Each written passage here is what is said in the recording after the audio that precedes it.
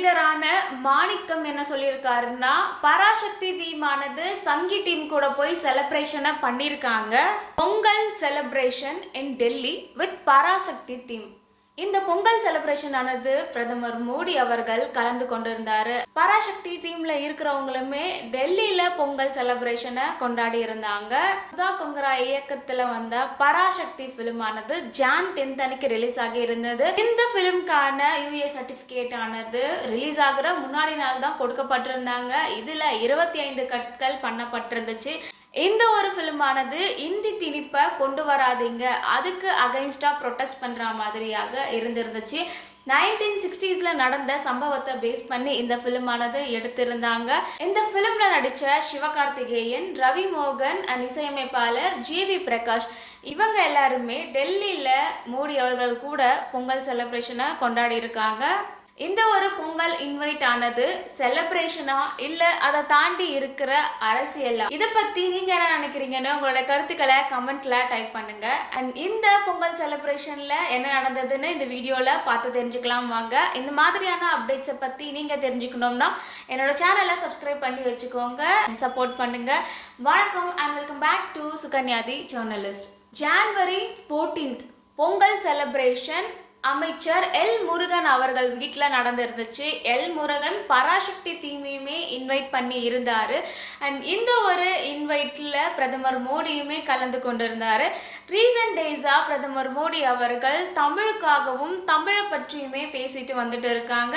தமிழ் மொழியானது பழமையான மொழின்றதையுமே தெரிவிச்சிட்டு இருக்காங்க. இந்த ஒரு பொங்கல் செலிப்ரேஷன் ஆனது மோடி அவர்கள் டெல்லியில செலிப்ரேட் பண்ணிட்டு இருக்காரு. அண்ட் இந்த டைமே பொங்கல் செலிப்ரேஷன் ஆனது அவர் பண்ணியிருந்தாரு. இதன் மூலமாக தமிழர்கள் கூட கனெக்ட் பண்ண நினைக்கிறாங்களா? அண்ட் இதுல பராசக்தி டீம்ல இருக்கிறவங்களுமே அந்த ஒரு பொங்கல் செலிப்ரேஷனுக்கு போயிருந்தாங்க. அண்ட் எல் முருகன் அவங்க இன்வைட் பண்ணியிருந்தாங்க. அண்ட் இந்த பராசக்தி ஃபிலிமானது இந்தி திணிப்புக்கு எதிராக எடுத்திருந்தாங்க. அண்ட் அந்த டைமில் 1960s ஒரு ப்ரொட்டஸ்ட் ஆனது நடந்துட்டு இருந்துச்சு. அண்ட் அந்த டைமில் காங்கிரஸ் ஆட்சியில் இருந்திருக்காங்க. அண்ட் இந்த ஃபிலிமில் ஒரு சில காட்சிகள் இந்திரா காந்தி அவங்கள குறிப்பிட்டு சொல்கிற மாதிரியாகவும் இருந்திருக்கு. ஒரு சில வார்த்தைகளான இந்தி அரக்கி, இந்தி என் கனவை அழித்து விட்டது, இந்த மாதிரியான வார்த்தைகள் எல்லாமே சென்சார் போர்டு மூலமாக கட் செய்யப்பட்டிருந்துச்சு. அண்ட் இப்போ பராசக்தி டீம் பொங்கல் செலிப்ரேஷன் அழைச்சிருக்காங்க.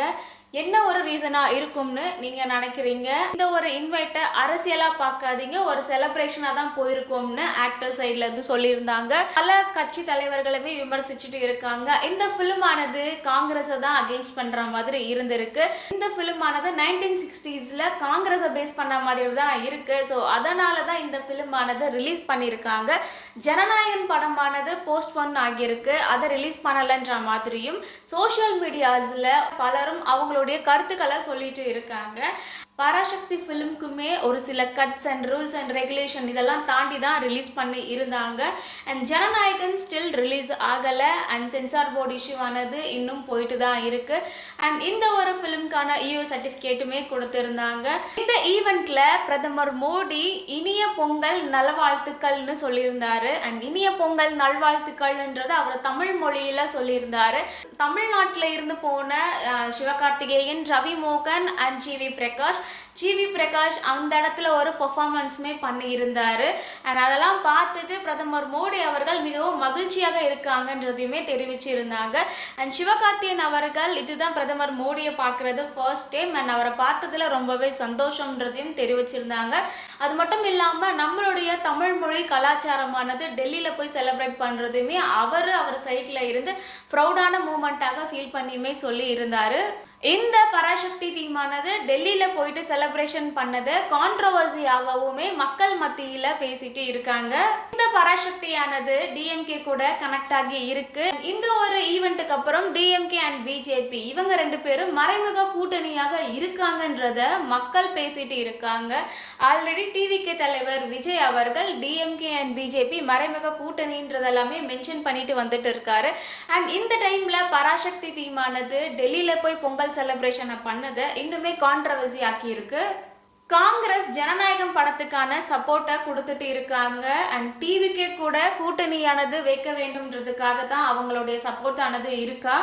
காங்கிரஸ் லீடரான மாணிக்கம் என்ன சொல்லியிருக்காருன்னா, பராசக்தி டீமானது சங்கி டீம் கூட போய் செலிப்ரேஷனை பண்ணியிருக்காங்க. பட் ஜனநாயகம் ஃபிலிமானது பிளாக்டுன்ற ஒரு ட்வீட்டை அவர் போட்டிருக்காரு. இந்த ஒரு ஈவெண்ட் ஆனது தமிழ் கல்ச்சர் ஃபெஸ்டிவல்னு இருந்தாலுமே இதுக்கு பின்னாடி பாலிடிக்ஸுமே இருக்கு. 2026 இன்னும் சில மாதங்கள் தான் இருக்கு எலெக்ஷன் வர்றதுக்கு. அண்ட் இந்த டைம்ல எல்லாருமே பொங்கல் செலிப்ரேஷனா கொண்டாடிட்டு இருக்காங்க. டெல்லியில இருந்து தமிழ்நாடு வரைக்குமே ஒவ்வொரு பார்ட்டிஸ்ல இருக்கிறவங்களுமே செலிப்ரேஷனா பண்ணிட்டு இருக்காங்க. அண்ட் ராகுல் காந்தி நீலகிரியில போய் செலிப்ரேட் பண்ணியிருக்காங்க. தமிழ்நாடு முதலமைச்சர் நம்ம தமிழ்நாட்டில் செலிப்ரேஷனை பண்ணிட்டு இருக்காங்க. அண்ட் டெல்லியில பிரதமர் மோடி அவர்கள் செலிப்ரேட் பண்ணியிருக்காங்க வித் பராசக்தி டீமோட.